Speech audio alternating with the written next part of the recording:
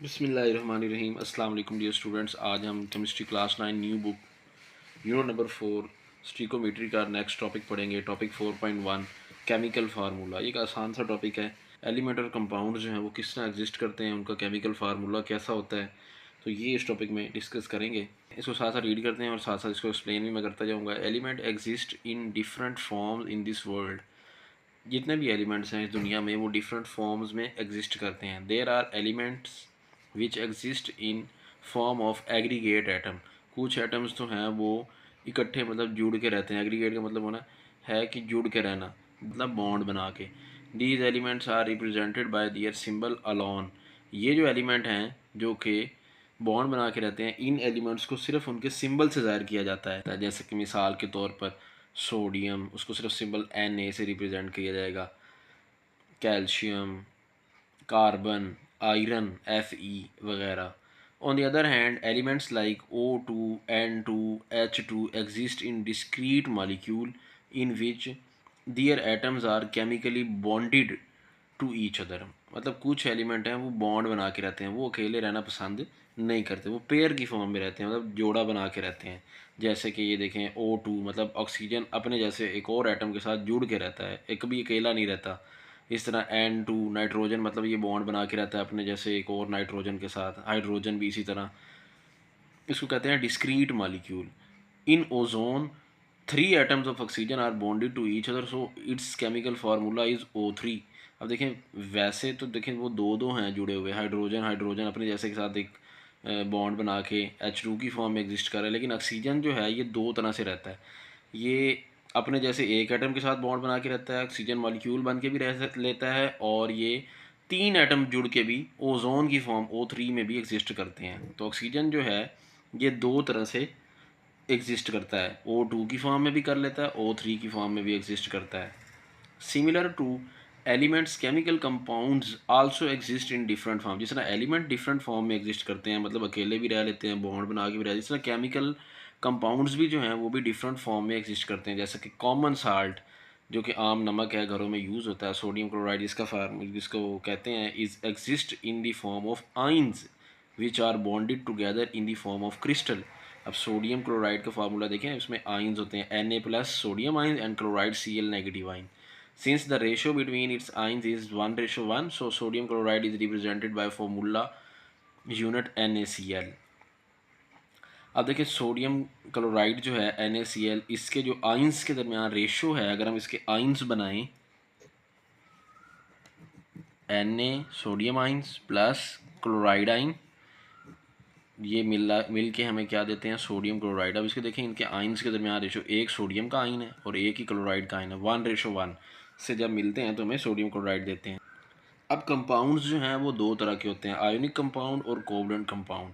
अब जो ionic compounds हैं, चूँकि ये आइंस की फॉर्म में एग्जिस्ट करते हैं, इनके आइंस के दरमियान रेशो होती है और ये जुड़ के कंपाउंड बनाते हैं, इसलिए इनका जो फार्मूला होता है उसको मॉलिक्यूलर फार्मूला आपने नहीं कहना, उसको हम कहते हैं फार्मूला यूनिट। आप देखें यहाँ पे लफ्ज़ लिखा हुआ है, it is represented by formula unit NaCl। क्योंकि ये मालिक्यूल्स की फॉर्म में एग्जिस्ट नहीं ना करते, आइंस की फॉर्म में एग्जिस्ट करते हैं। तो जब भी कोई आइंस की फॉर्म में कंपाउंड एग्जिस्ट करता है उसके लिए एक वर्ड यूज़ होता है फार्मूला यूनिट। लेकिन जो कोवलेंट कंपाउंड्स हैं वो मॉलिक्यूल की फॉर्म में एग्जिस्ट करते हैं। आगे नीचे हम कोवलेंट कंपाउंड भी पढ़ेंगे तो वो देखें उसमें फार्मूला यूनिट नहीं होगा, वो मॉलिक्यूल की फॉर्म में चूँकि एग्जिस्ट करते हैं इसलिए उनका जो फार्मूला है वो मॉलिक्यूलर फार्मूला होता है।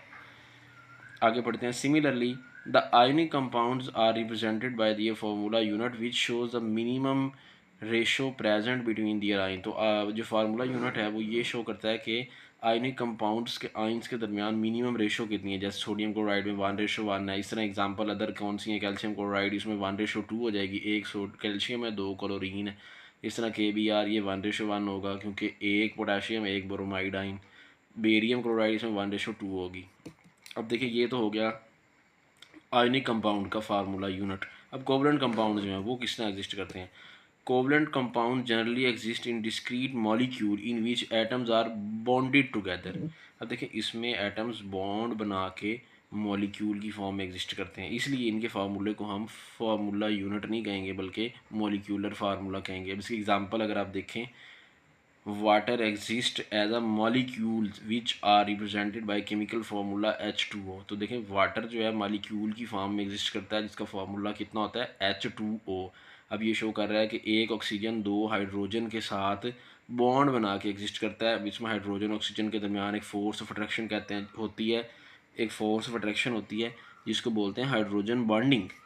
It shows that in one molecule of water, ये वही बात आ गई जो अभी मैंने बोली है कि ये ज़ाहिर कर रहा है फार्मूला कि एक मालिक्यूल ऑफ वाटर में two atoms of hydrogen are bonded to one atom of oxygen. दो हाइड्रोजन के एटम एक ऑक्सीजन के एटम के साथ बॉन्ड बना के रह रहे हैं।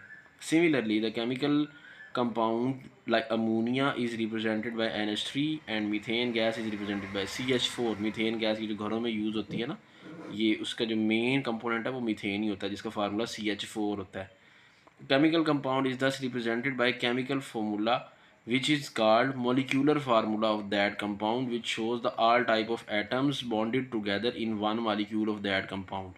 तो ये लाइन वही है जो मैंने पहले आपको बताई थी कि जो आयनिक कंपाउंड का फार्मूला होता है उसको बोलते हैं फार्मूला यूनिट, क्योंकि उसमें आयन्स के दरमियान रेशो होती है। लेकिन जो कोवलेंट कंपाउंड होते हैं इनमें वो मॉलिक्यूल की फॉर्म में एटम्स एग्जिस्ट कर रहे होते हैं, इसलिए इसके फार्मूले को हम मॉलिक्यूलर फार्मूला कहते हैं। और ये मॉलिक्यूलर फार्मूला जो है देख के हमें पता चल जाता है कि इसमें एटम्स जो है वो किस तरह जुड़े हुए हैं। जैसे आप वाटर के फार्मूले को देख के आप बता सकते हैं कि दो हाइड्रोजन एटम एक ऑक्सीजन के साथ जुड़े हुए हैं और ये मॉलिक्यूल की फॉर्म में। ये जो नीचे नंबर लिखा होता है ना, न्यूमेरिक वैल्यू लिखी होती है, इसको बोलते हैं मॉलिक्यूल फॉर्म। जैसे ऊपर भी था O3, ये देखें ये O3 N3 न्यूमेरिकल वैल्यू है, O2 ये 2 न्यूमेरिकल वैल्यू है।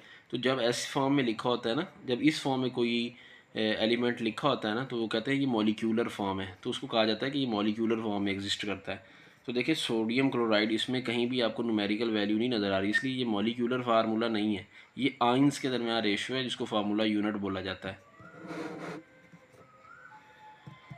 इसी तरह अकामिक उसके बाद लिखा examples of covalent compounds are HCl, HF, H2S, PH3, H2O2, H2SO4, CO2, CO, C6, H6। तो ये कुछ एग्जांपल्स दी गई हैं कोवलेंट कंपाउंड्स के जो कि मॉलिक्यूल की फॉर्म में एग्जिस्ट करते हैं। ये एक आसान सा टॉपिक था, ये टॉपिक कंप्लीट हो गया।